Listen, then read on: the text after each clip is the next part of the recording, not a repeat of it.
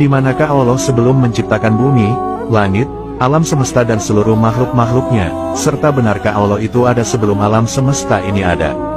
Dikisahkan, dahulu sebelum adanya alam semesta ini, zaman itu dinamakan zaman azali.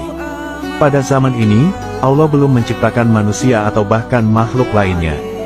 Dalam Islam, sebagian besar umat muslim mengenal istilah zaman azali sebagai masa di mana Allah belum menciptakan suatu hal apapun, baik itu makhluk hidup seperti manusia, hewan, atau bahkan jagat raya beserta isinya.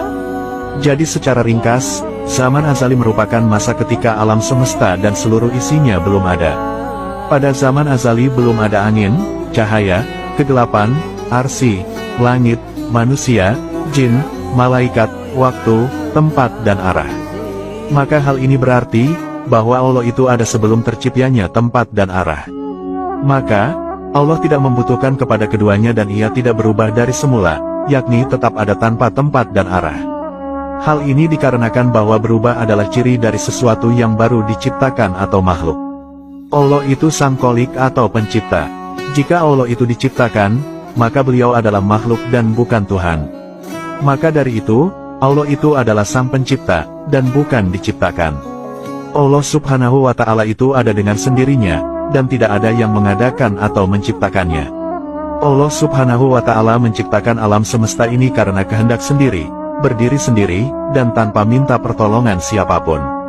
Oleh karena itu, Allah subhanahu wa ta'ala memiliki sifat wajib qiyamuhu binafsihi, yang artinya berdiri sendiri. Dahulu di zaman azali ini, Allah juga menetapkan segala ketentuan bagi manusia berupa kodo atau keputusan-keputusan Allah terhadap segala sesuatu. Penetapan kodo bagi manusia di zaman azali juga dijelaskan dalam hadis sahih yang artinya, Allah telah mencatat takdir setiap makhluk sebelum 50.000 tahun sebelum penciptaan langit dan bumi. Hadis riwayat Muslim. Dari hadis ini kita dapat menyimpulkan, bahwa Allah menetapkan kodo jauh sebelum manusia diciptakan, atau yang juga dikenal dengan zaman azali. Lalu, di manakah tempat Allah berada sebelum alam semesta ini diciptakan? Pertanyaan ini dahulu pernah ditanyakan kepada Nabi Muhammad. Dalam suatu hadits riwayat Imam Ahmad disebutkan, dari Waqi bin Udus, dari pamannya yaitu Abu Razin, ia berkata, aku berkata, wahai Rasulullah, di manakah Tuhan kita yang maha mulia sebelum menciptakan makhluknya? Rasulullah bersabda, Allah berada di ama, di bawahnya tak ada udara, dan di atasnya tak ada udara, kemudian Allah menciptakan arsinya di atas air. Hadis riwayat Ahmad. Jadi, jawabannya adalah Allah berada di ama. Tetapi, dari jawaban itu timbul pertanyaan lagi, apa ama itu? Imam Al-Hafiz Ali Al-Qori dalam kitab Mirqatul Mafatih menjelaskan, bahwa maksud kata ama, di atas adalah sesuatu yang tak bisa diterima oleh imajinasi dan tak bisa digapai oleh akal dan pemahaman.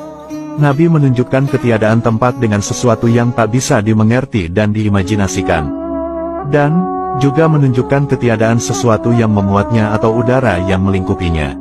Istilah ini secara mutlak dimaksudkan pada suatu kekosongan murni yang merupakan istilah bagi ketiadaan jisim atau materi. Dengan ini dapat dipahami, bahwa Nabi Muhammad hendak menunjukkan bahwa Allah itu tidak bertempat dimanapun sebab saat itu yang ada hanyalah Allah sendiri. Rasulullah bersabda, Allah telah ada dan saat itu tidak ada apapun selain Allah. Hadis riwayat Bukhari. Keberadaan Allah yang sendiri tanpa apapun itu tak bisa dijangkau oleh akal kita sebab itu di luar pemahaman manusia. Manusia tak dapat membayangkan kesendirian total tanpa waktu dan tempat itu. Adapun memaknai kata ama, dalam konteks ini sebagai awan tipis yang sehari-hari kita lihat di langit, adalah pemaknaan yang sepenuhnya tidak tepat sebab awan itu adalah makhluk. Memang betul bahwa kata ama, dalam percakapan sehari-hari adalah awan tipis. Namun, jelas bukan itu yang dimaksud oleh Nabi Muhammad dalam konteks ini. Tentunya, hanya Allah lah yang maha mengetahui peristiwa yang sebenarnya. Imam Syafi'i menjelaskan, bahwa tiada tempat bagi zat Allah. Allah itu ada tanpa arah dan tempat, inilah hakikat akidah para ulama salaf.